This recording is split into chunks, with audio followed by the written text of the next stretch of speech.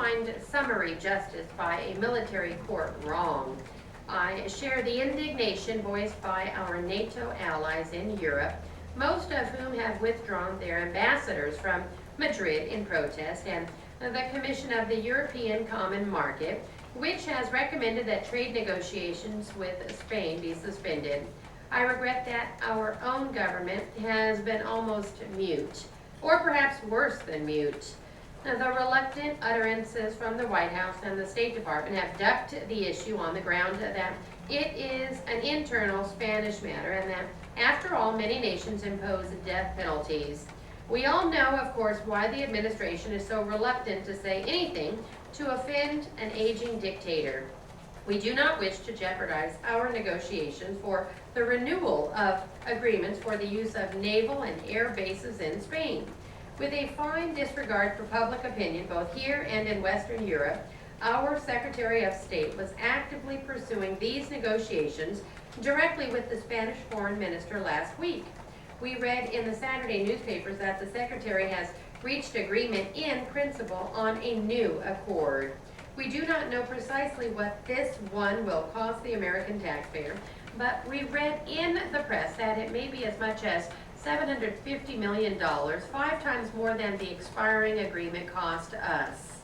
Our NATO allies must regard this expression of support for Franco's regime as an act of extreme imprudence.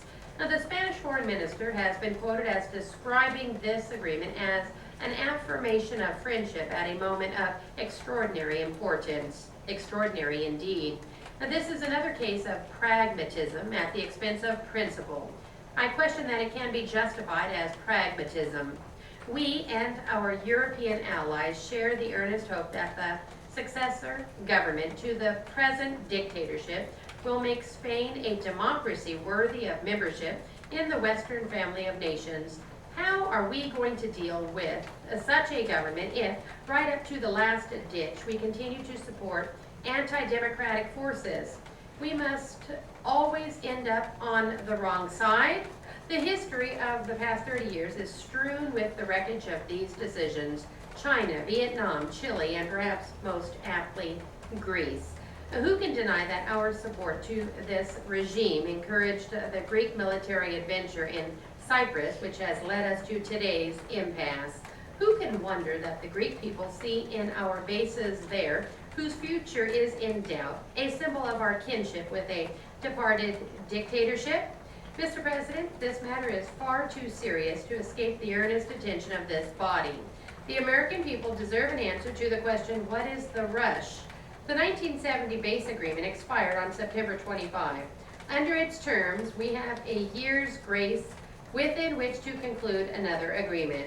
Given the present climate of public opinion here and abroad toward Spain, and given the fluid political situation in that country, why not step back and take a hard look at what we are doing before we are committed again to the wrong side?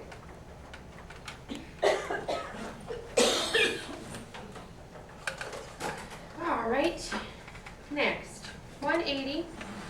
Today is 5/10.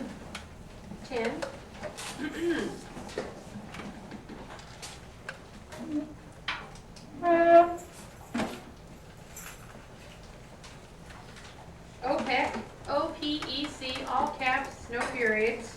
F-P-C, all caps, no periods.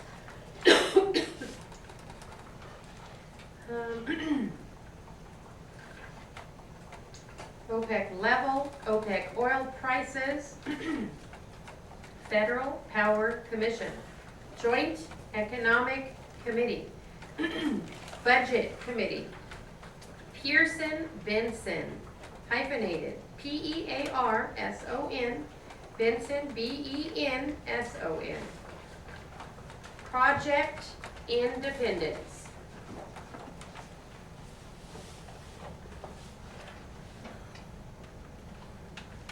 Okay, ready? 180.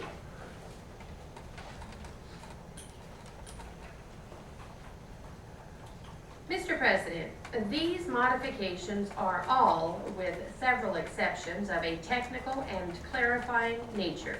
I shall attempt to describe those which are not of such a nature. By inadvertence, an allocation of natural gas supplies to agricultural uses, including manufacture of fertilizer, was excluded from the amendment as originally introduced. One of the modifications simply reestablishes the Agricultural Allocation Authority. In addition, the amendment as printed created a class of new gas produced in association with oil, and as to that class of new gas, continued FPC cost-based regulation. That was not the intention of the author of this amendment.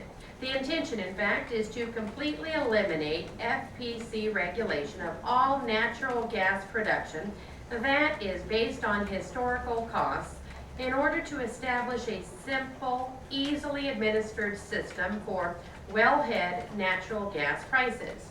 With this modification, old gas remains frozen and all new gas, including new gas produced in association with oil, would be permitted to rise to a ceiling of $1.30.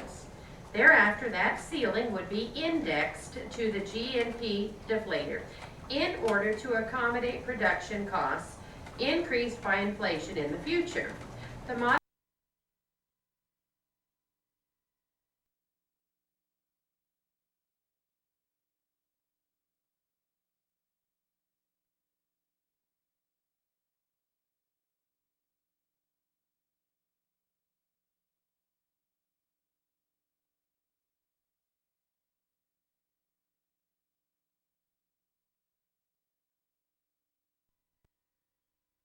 that, all right.